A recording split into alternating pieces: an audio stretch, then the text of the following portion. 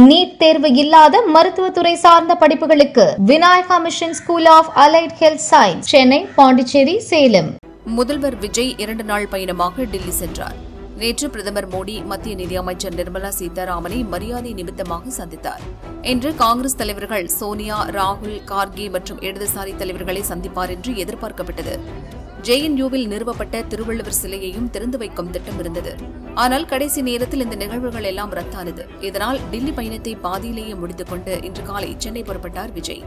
விஜய் நிகழ்ச்சிகள் பாதியில் ரத்தானது பல யூகங்களை கிளப்பிய நிலையில் இது தொடர்பாக காங்கிரஸ் MP கிறிஸ்டோபர் திலக் விளக்கம் அளித்தார். நான் நினைக்கிறேன் சிஎம் இதை கம்ப்ளீட்டா ஒரு அபிஷியல் விசிட்டா வச்சுக்கலாம்னு முடிவு பண்ணியிருக்கிறாருன்னு நினைக்கிறேன். பிரைம் மினிஸ்டரை பார்த்துட்டு போயிட்டாரு. அடுத்த விசிட் அநேகமா ஜூன் 11 மீண்டும் மாண்புமிகு முதல்வர் இங்க வராரு. கண்டிப்பா அப்ப சோனியா காந்தி அவர்களையும் ராகுல் காந்தி அவர்களையும் கண்டிப்பா சந்திப்பாரு.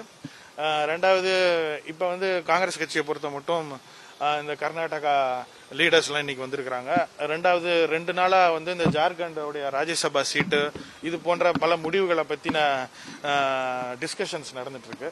ஸோ இந்த நெருக்கடிக்குள்ள ஆறாமரா உட்காந்து முதல்வரோட பேச முடியாதுன்ற காரணத்தினால நான் நினைக்கிறேன் முதல்வர் அவருடைய மற்ற ப்ரோக்ராம்ஸும், அதாவது JNUலயும் ஏதோ சிலை திறப்பு பண்ணணும்னு இருந்தாங்க போல இருக்கு, அதையும் அவர் ஒத்தி வச்சுட்டு போயிருக்கிறாரு. மற்றபடி இதுல ஸ்பெகுலேட் பண்றதுக்கோ இதுக்குள்ள ரொம்ப யோசிக்கிறதுக்கு ஒண்ணுமே இல்லை.